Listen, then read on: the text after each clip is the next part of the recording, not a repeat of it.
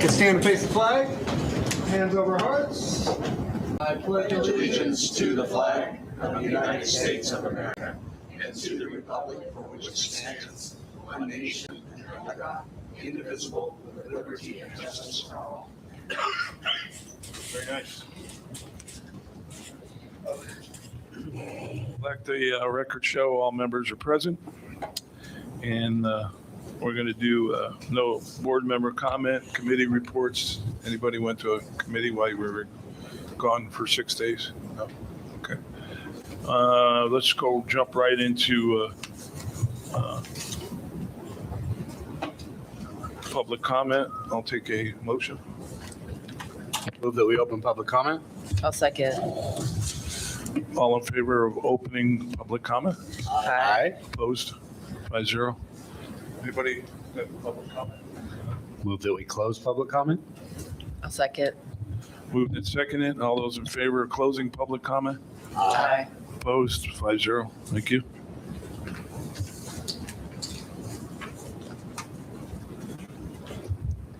I'll take a motion for 8.0 to 8.10 for consent items unless somebody wants something pulled. No one wants to pull anything. I move that we approve the consent items 8.0 through 8.10. Sorry. Hold on 1 second. Excuse me. So for item 8.5, which is on consent, I have some good news. There's a change. It's just, it was going to cost the previous contract amount, which was $398,000.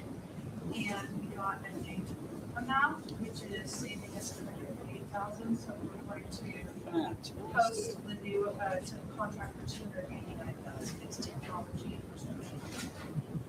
This is why so much cheaper? New company or Because they different sent scale? quotes and we have the wrong one posted, and because of our coordinator of technology, Robert, he is an excellent negotiator.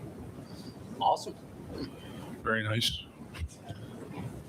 For the public, Robert's actually the man behind the camera right now. So.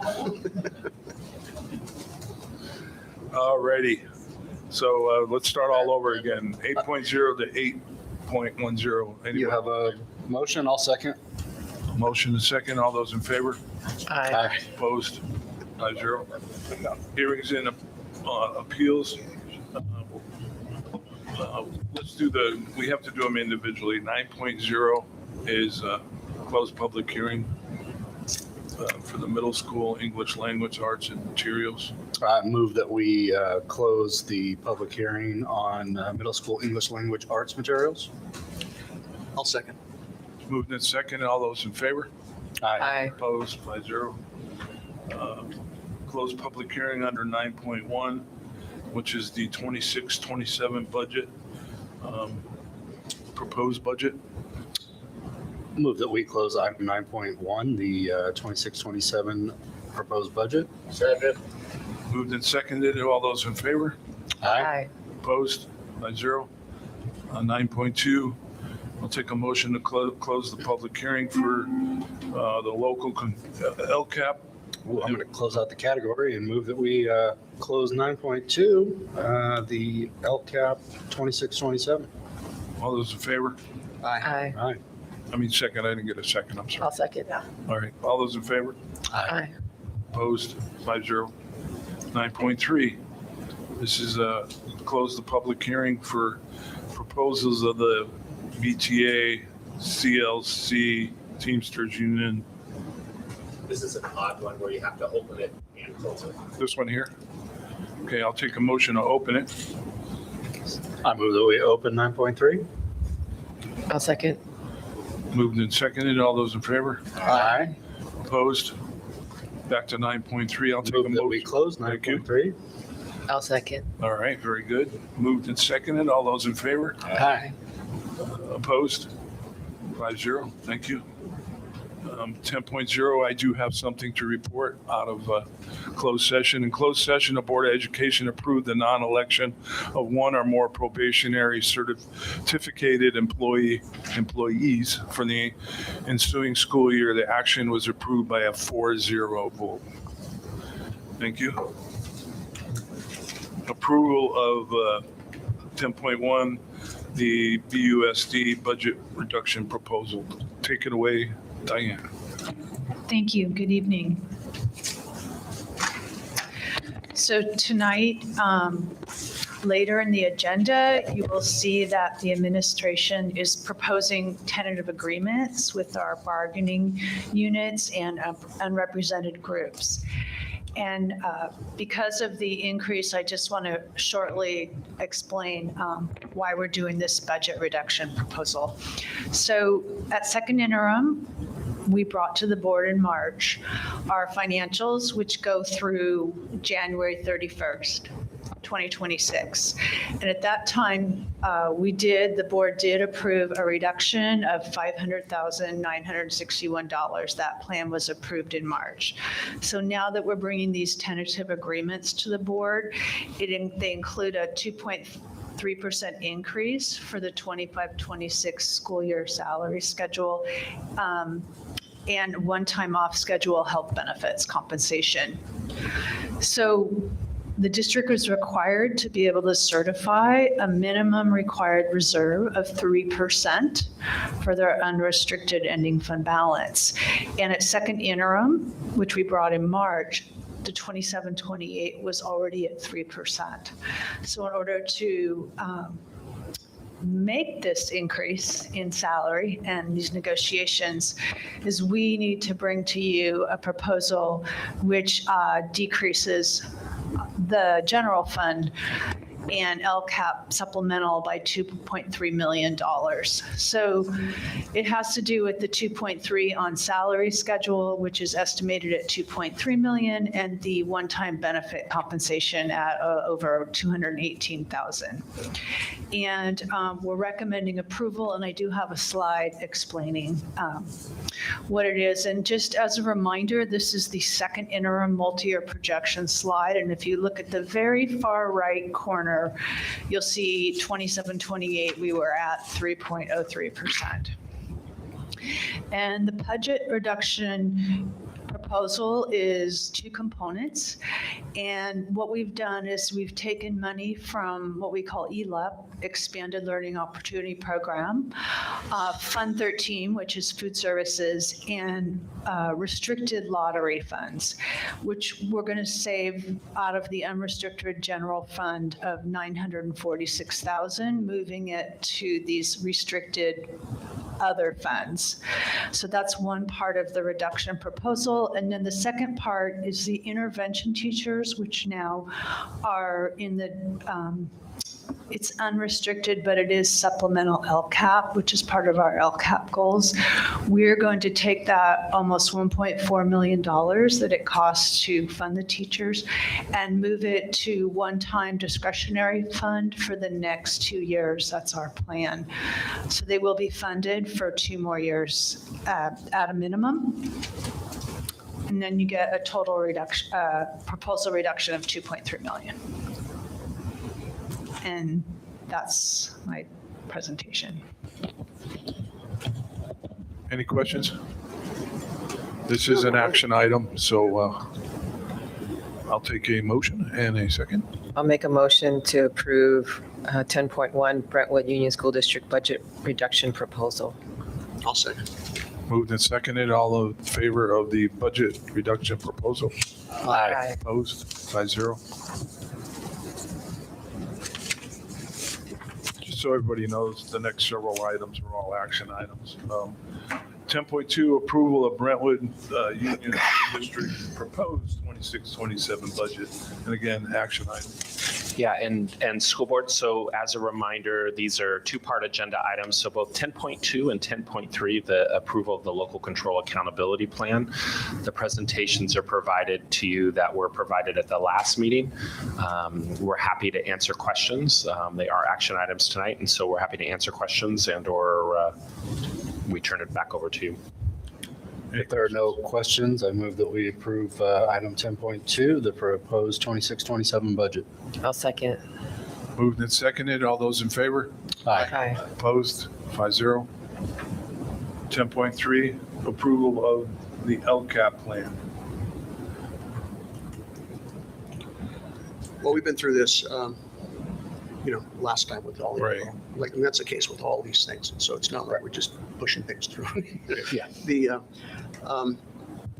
I move that we pass, we approve item, what is it? 10-3. 10.3, the 26-27 proposed budget. Email second. Okay. I've got a motion and a second. All those in favor of 10.3? Aye. Aye. Opposed? 5-0. 10.4 is the approval of recommended middle school English language arts material, common lit. Move that we approve 10.2, the recommended middle school English language arts materials. I'll second. It's moved and seconded. All those in favor? Aye. Opposed? 5-0.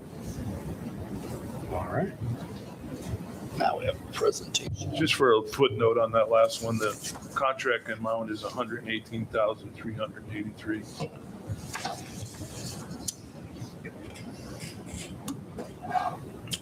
Ten point five, the review of updated facilities master plan. And John Navarro is here to present. Thank you. Presentation is just an excerpts of facility master plan. It's a very voluminous document, so we can go into more detail about anything specific that's in the complete master plan. We're just trying to highlight some of the components of it and what it entails. With that, I'll turn to Mitch. Design West is to do the introduction of the program. Yeah, so then we've been working for several months on this facilities master plan, which is a master plan framework for all your future needs, growths, basically anything with regard to your facilities needs in the future. We put together, well, first of all, we visited each site, met with staff, received input, brainstormed ideas among staff, and see a lot of input, trying to get information input as we analyze each individual site. So the master plan does address needs of every site in the district. We met with, again, we had individual site meetings. In March, we met with the district committee, reviewed the master plan, had breakouts. So it's been developed. Here, the people have been involved. Site, and then we met together as a committee, received more input, and in March, and developed the framework of what you have here in front of you. What it is, it's been a very inclusionary process. What we're trying to highlight is everybody was solicited to provide input, input sites, maintenance and operations, IT department. So basically, we're gathering all the data from everybody to compile it in one area that can continue to modify these things.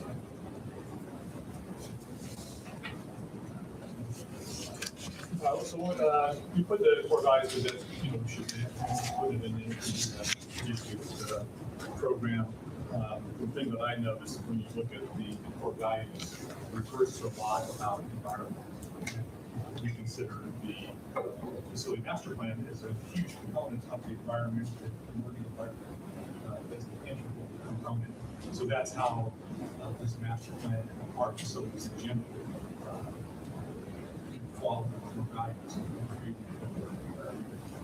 And as the core takes some of the core values and input and develop district-wide upgrades. So these are the upgrades that would occur at every site. So every site we would look at multi-purpose room upgrades to improve the every room, technology upgrades, and then other mundane features like asphalt, concrete surfaces, walkways, painting, finishes, surfaces, carpet, flooring, as well as the life safety issues, upgrading the fire alarms, HVAC systems, looking at the life cycle, where each system has plans, so you're planning for when these systems may be going out, so that you're ready for replacement when systems fail.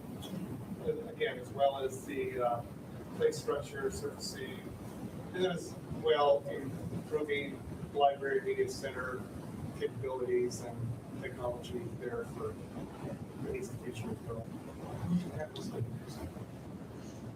Just to highlight that the district enrollment, so what the master plan is going to be continually updated annually based on favorable projections. They are projections, and we read a lot of projections. So this is something that will continue to be upgraded to show what this will be done for going down and what the implications of that growth decline might be for the facilities. So I just want to make sure we get. Yeah, and as we look at these facilities, we kept that in mind. What would happen if campus grows? How do we, as you look at each of the sites, we've shown where future growth could occur, where if we have an influx of students, this is where future classrooms would go. So that's part of the master plan as well. It's got to be flexible to handle the day's growth. Right now, it's pretty good. What last study showed that it was growing. Now it's showing it's not growing so much, or actually possibly going down. We'll find out when the next study goes where it's going. But the facility master plan needs to be flexible enough to handle either the growth or decline within it. And that's why we show classrooms and other aspects of the master plan. You may not need it, but it's there in case there is an influx of students. So next sheet is talking, first of all, potential financing to fund facilities improvements. So we kind of put everything we thought that is a potential, whether it's continuing authorization of the current bond. I just had a quick question. Sorry, I raised my hand a little too soon. Current assessed value of the district, we got some extra digits in there somewhere? That's good. It came off with the 16 billion? Seems high. The pink box at the top. Yeah, that is high. The current assessed value, the top right pink box. So there's some of those digits shouldn't be there, right? Like either. The entire community. Of the community. Oh, okay. Well, that makes more sense. I was like, whoa, what's going on here? We were in the billions and then first Yeah, I was going to say, I think billions is too much. Yeah, that just comes from your development. What's that? It still got my Oh, attention. it's just a lot of, it's a big number. I caught it. So, I should tell you three numbers. First, it just comes from the development. These days, always looking at to jobbing these developments. okay, yeah, I read that wrong. Makes sense. So what we're trying to do is just show, in the crystal ball, what money could be out there, again, with current bond authorization, potentially future bond authorization that we're tracking. Every time we go talk, we go after any kind of state money. So like for some of the school feeder, we're applying for about $2 million of reimbursement to looking at school. Hopefully we get close to 20 million reimbursement. Again, everything is tracked, 4 to 5 years after the fact, if it's only available if the state can be used to pass bond measures or funding under the general fund. So that's something that has been around for a long time, over 30 years of the state program. Always goes with no money and we want to try to implement at some point it may change the work mechanism, but we have to assume that the state will continue to participate. So what's our rating now? What's that? What's our financial rating now? Yeah, this This is, I'm talking about the state What funding about program. what about the you do that when you get the sale of them. Moody's rating. Moody's. Yeah. Yeah. I have to look at it's. Yeah, I think it's done. held at the same rating. No. Yeah. Because we just when we refinance, just in bank, we think it's the same rating as the previous rating. Yeah. AA minus.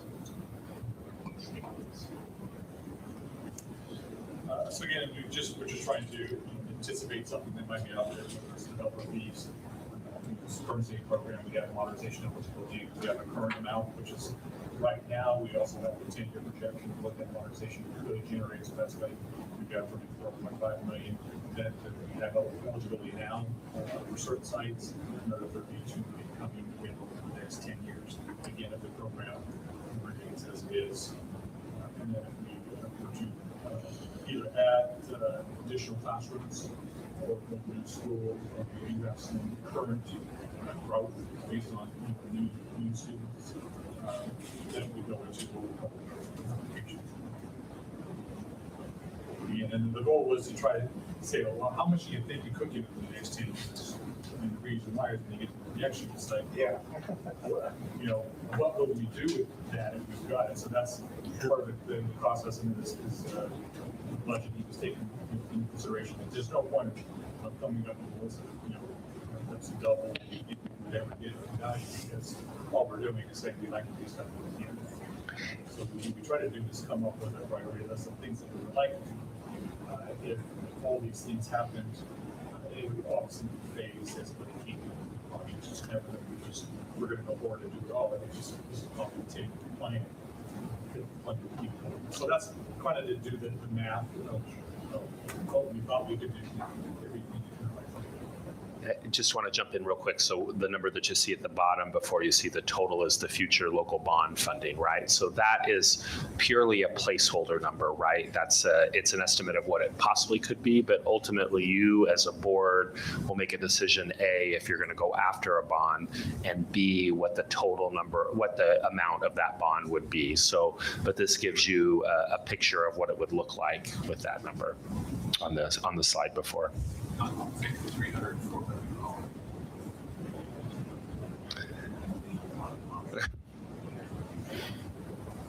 And then again, it's not to go through in detail every the district site, but we just randomly picked one site just to kind of show the information on every site that's been put in the master plan, just so you can just kind of get a live sense of what each site looks like. We can look for any site if we have any questions. It's more just to highlight what it's site. Yeah, should we go through one of the slides, for example? Yeah, sure. That'd be great. Yeah, so, for example, at Pioneer Elementary, they wanted shaded play areas, shaded kindergarten area, resurfacing of the play structures, of the surface around the play structure, repairing, resurfacing playground asphalt, improving the grass play fields, and they have plumbing issues inside. We'd like to address those. The buildings themselves, there are 4 TK kindergarten classrooms they do not have restrooms within them.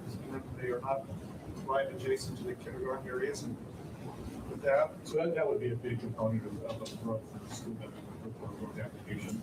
Again, with the addition of the TK grade level, which also helps the number of pupils in the schools. So that helps on one respect. We typically have enough classrooms at a site. We don't have the right kind of classrooms.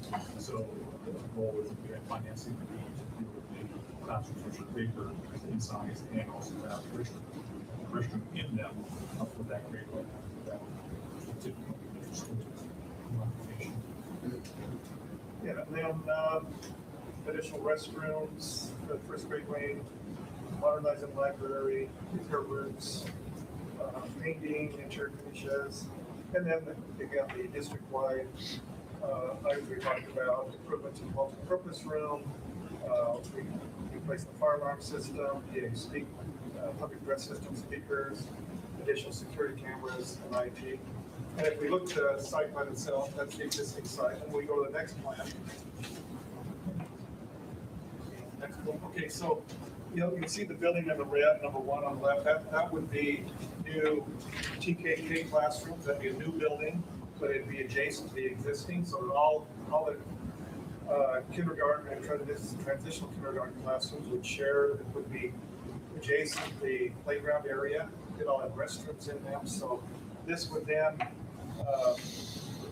it's an expensive component, but be huge improvement as far as keeping all the kindergarten kids in the same area, direct access to the playground areas, as well as providing New surfacing, new playground area, shade structure. And then as you see some of the other, as John mentioned, in number 3, the replacing each portables in the back and with new classrooms. And again, that's part that could be flexible. Depends on what the enrollment is and needs are. It may be 5 classrooms, it may not. That's the part that flexibility comes in. And then the other items shown, resurfacing of asphalt, improvement to the library, improvement to the multi-use room, and then other playfield improvements, shade, and turf replacements. Then on the next page, we have a cost estimate for playing there. Again, the same at every site. We show cost for each component because again, based on the funding, these may have to be prioritized and phased. John mentioned we've identified, over 300 million, but half of it is put on a bond and half of it's on other funding. So, because again, we show all these that we like to see done, staff like to see done, but when it happens, we'll be able to fund it. And again, this is we developed this for every site, which is in a master plan package. So I don't know if there's any questions. Any questions? How do we fund this master plan update? Was that? How do we fund this master plan update? The plan, we used bond funds. Do you mean the, Well, I'm just curious how much we paid for this study. Is this a study? Is this part of our package? I'm not being critical. Oh, of the actual, of, Master plan itself? yeah. Yeah. I don't remember the exact dollar, but we did very frugally compared to other master plans. As we do most things. Yeah. It's a requirement for us to do the facilities master plan going forward. And so, but one of the things that we decided not to do was not to do a year-long process where we produced voluminous binders because of all the work that we did back in 2016. So we built upon that, but we wanted to make sure that we had inclusion of stakeholders across the district, right? So we had that back and forth. In terms of funding the actual projects, were you asking about that? No. Oh, okay, just about the facility master plan. Because I've seen these come and go and Yeah. the projections are not where they are. I mean, they're very important for us to prioritize sets, but often they don't end up with long-term value. Yeah, I think the purpose of bringing the facility master plan to the board is to give the board a perspective on what we think the most important projects that need to be completed in the next decade for the district are. Of course, that's complicated by how fast we can access funds and our ability to access funds, right? And you can see it's complicated in that chart that you saw back a few pages in that talked about dependence on the previous bond, which will need to have more assessed valuation and more time in the district, getting reimbursed from projects that come from the state, often 4 and 5 years after those projects are completed. And then as we grow, we have eligibility for different state money. As our facilities age, we have eligibility for different state money. And combining that all together, the projects that you see are probably most likely more than we can afford. And so once the board sees this, then the next part is to see, okay, do we want to try to see and how many of these projects we can get done and what's our strategy for funding them going forward? Sure. Any other questions? Thank you very much. It was actually very, and I'm not being sarcastic, it was actually interesting reading, going through all the schools. And I'm a reader, so, but it was very well done and kind of opened your eyes. And how many people you involved in this? How many parties got involved in this? And that's probably why it's so darn comprehensive. So I appreciate that too. Yeah, there's a lot of detail. Like part of the master plan and everything behind it, is all the back is brought forward. There's all the analysis, different studies, different consultants. Like I said, they always consider a master plan a living document, change. It's good program.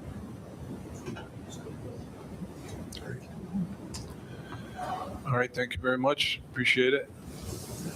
And that was an information item only. Next week, next meeting, it'll come back and we'll vote on it for approval. 10.6, the approval of resolution 2026-21. Diane?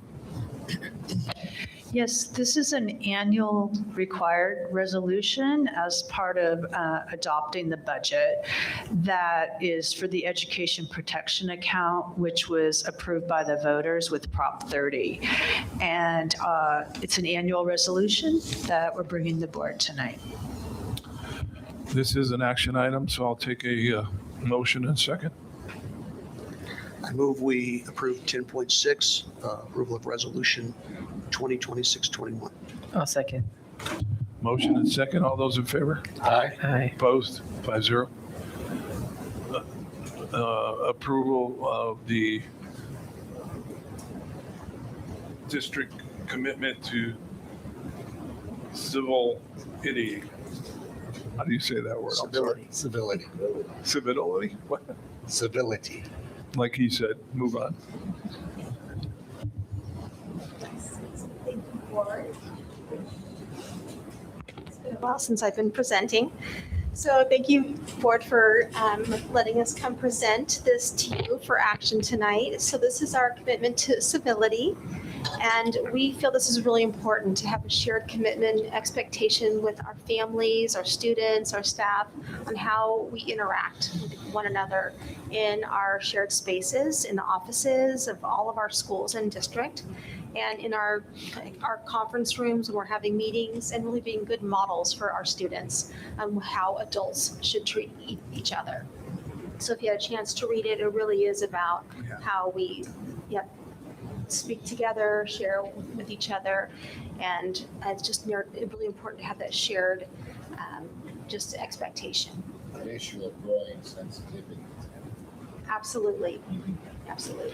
Yeah, I want to thank Kirsten for working to put this together. And I think as we think about implementing this across the district, one of the things that's important for us is that this would be placed somewhere, anywhere that adults would be interacting, right? And we want to make sure, I'll draw your attention to the very last one where it says under maintain a safe and welcoming environment, like Kirsten said. As adults in the learning community, we are responsible for modeling the respectful and constructive behavior we want to see in our students. And I think we want to set that foundation as a norm when we meet with our families. We interact with amazing community members all the time, and we want to make sure that those relationships stay constructive and focused on what's best for students and not having negative adult interactions. And so we think this will give us a foundation to talk about those things when we need to make adjustments. But we also think that it's important because there might be people that get frustrated when they get called out on something like this, and it's why we're bringing it to the board level, because we want to be able to say to people that our school board supports this commitment to civility 100% and 5-0, and so we're hoping that you'll find that support today, and we're happy to consider any changes or adjustments that you might have too. Does this lead to, some kind of training for people to people? How do you implement this in respectful ways? You're calling people out for, not being civil, but you don't want to be uncivil yourself. And it seems like that it calls for some thinking on that. That's a good point. Yeah, I think our initial work would be in an administrative level, right? We'd be working with our administrators on bringing this commitment back to their school sites, posting it, talking about it with their staff going forward. I think always an element of implementing something new is having a system in place to where something bumps up against it and you're able to work through that and make changes if you need to or make adjustments. We can't necessarily, while training for staff is certainly a piece that we could do on a case-by-case basis, we can't force our families to come in and get trained. But it would be, we're hoping that part of that training would be in how to have those conversations with people to encourage the kind of environment. And I think that's what you're getting at, that we want to have within our schools. in addition to being posted in areas where people interact, is this something that might be sent home with like welcome packets at the beginning of the school year, things like that? Yeah, that's a great idea. Yeah, absolutely. Any other questions? I move that we approve item 10.7, the approval of the commitment to civility. Second. All those in favor of commitment to civility? Aye. Opposed? 5-0. Just wanted to say it again. Thank you, everyone. Thank you, Kristen. All righty. We're on approval of instructional calendar for 27-28. Yes, so representatives of BUSD have had communication with Liberty Union High School District regarding common breaks for the 27-28 school year. And the proposed attached calendar was developed in consultation with the Brentwood Union School District's calendar committee. So we have representatives from all of our labor groups, representatives from HR, representatives from curriculum instruction, classified, certificated, and they develop that calendar together that you see attached. Any questions? Oh, I'll just point out the one that, because it's a day I always look at, November 1st, Monday after a Halloween Sunday, no PD day for the teachers, so they get to have kids on that day. That should be fun. I see that November 1st is almost always a PD day, so it's just caught my attention. Yeah, we actually have had quite a bit of discussion in the committee and then also with curriculum and instruction and at a cabinet level about where we place that one PD day that we have. Part of what our consideration is the requirement to celebrate Veterans Day on the actual holiday.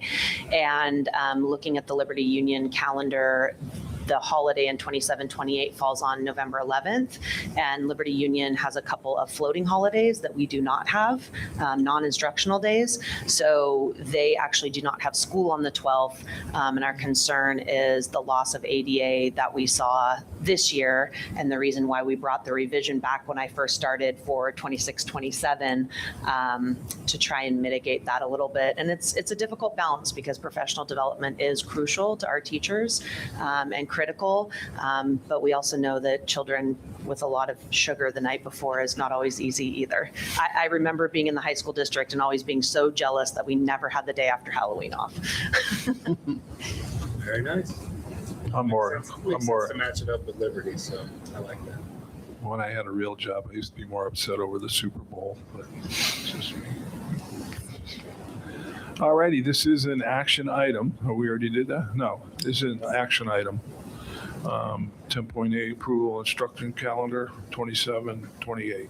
I'll make a motion to approve the instructional calendar for 2027-2028 school year. This is 10.8. Second. Moved and seconded. All those in favor? Aye. Opposed? 5-0. 10.9 approval of tentative agreement with the BTA. Yes, so if the board would allow me for a minute just to do some thank yous before we go through all of the tentative agreements, as negotiations is a large process. So I would like to appreciate the board and Dr. Eaton for your guidance and support and your commitment throughout the process, focusing on having to balance fiscal responsibility with the needs of our employees and our students really helped make the tentative agreements that are coming before you tonight possible.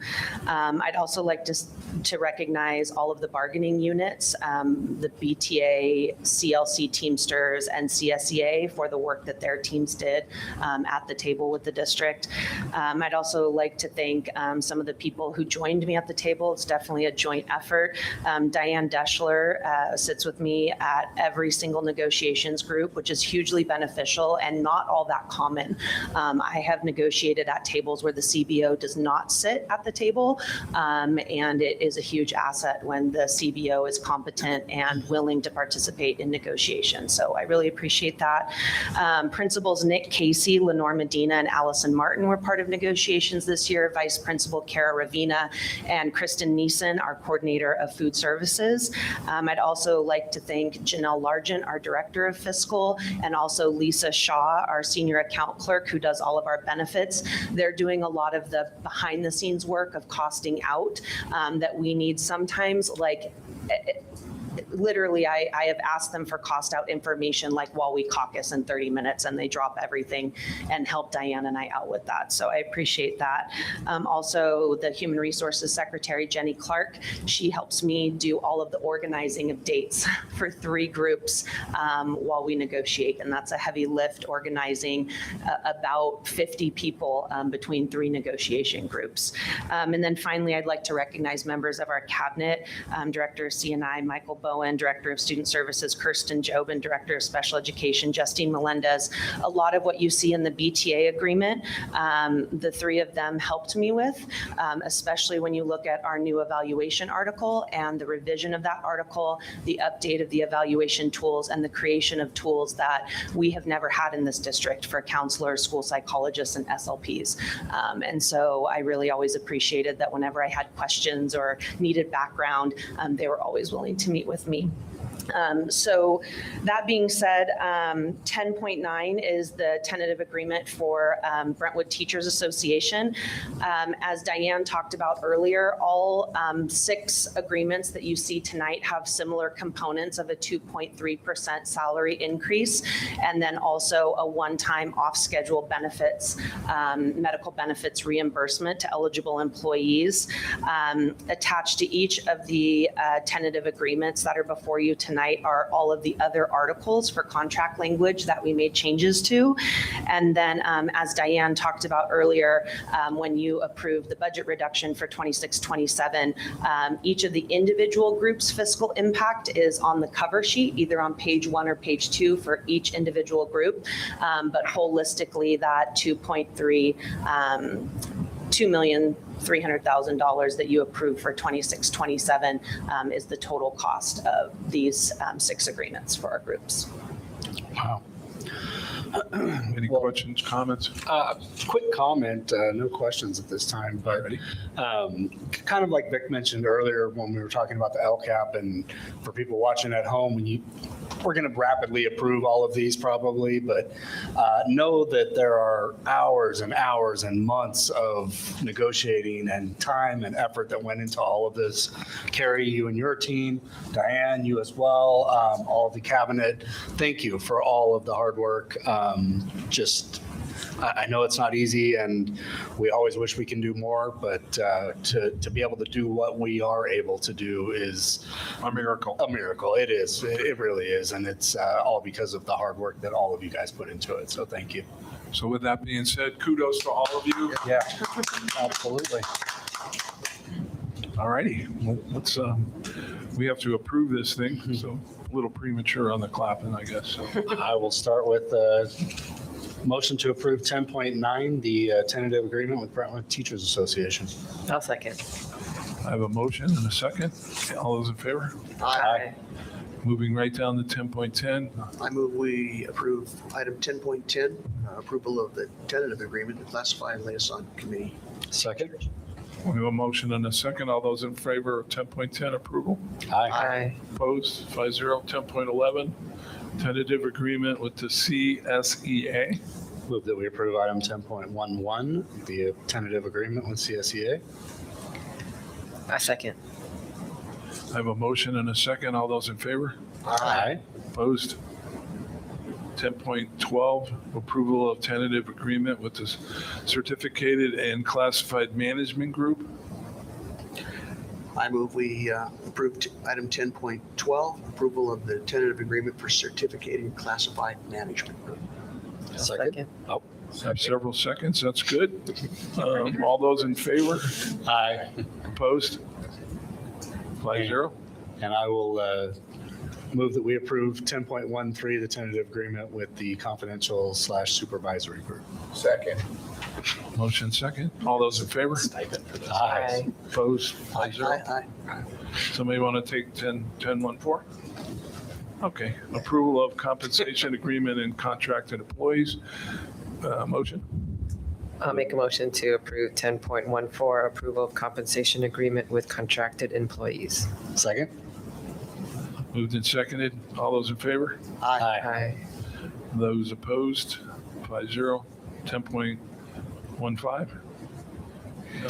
This is the approval of initial contract proposal, Sunshine, to the CLC Teamsters Local Number 856. I move we pass item 10.5 as referenced by Mr. Dudek, the CLC Teamsters Local 586 Sunshine. Carrie, did you have a comment on this one? I was just going to say that this is just required, and you held the public hearing for the district's initial proposals, and this is the plan for what the district is opening for negotiations starting in July with CLC Teamsters. Very good. I will second Vic's motion. And we already voted on that, right? No. No. Okay. Got to get it first. Yeah, first and second. All those in favor of approving the 10.15? Aye. Opposed? Thank you. Approval of Assistant Superintendent of Human Resources Contract Addendum. You Yeah, wanna I think talk about yourself? what's important for the next three is these are your contracted employees. So what's been the practice of the district in the past is to approve with the same increases that were provided to other employees, and then an additional year added onto the contracts for the first two. And then you'll see my full contract at the end because of the change that's going to come in January. So it allowing for that and allowing for the delay of the retirement health benefit that's there as well. So you'll see that on mine. I'll take a motion in a second, please. Move that we approve item 10.16, the amendment to the Assistant Superintendent contract. I'll second. I moved and seconded. All those in favor? Aye. Opposed? Congratulations, Carrie. You've got another year raised. Very good.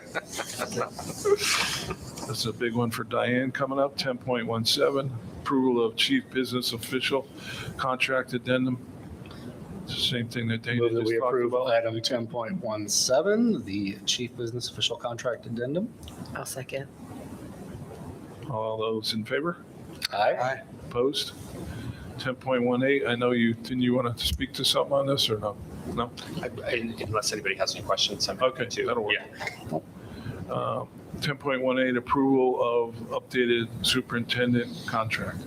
I move we pass 10.18, approval of the updated superintendent contract. Second. All those in favor? Aye. Opposed? Congratulations, you get a raise too. 5.0, nice. Same. Same raise. Yes. Same as everybody else. What is it? Same raise. We all get same. I know. I'll clarify that. We are a Me Too. Whatever one gets, everybody gets. With that being said, any future comments, agenda items, anything going on? Anybody want to talk about? That being said, it's been nice seeing you guys 4 times this month. Really special. And the next regular board meeting will be held on July 15th at 6 p.m. Thank you and appreciate everybody. Motion to adjourn? Second. The meeting's ended. Thank you. Got a little loopy there. Nicole, I've got one of your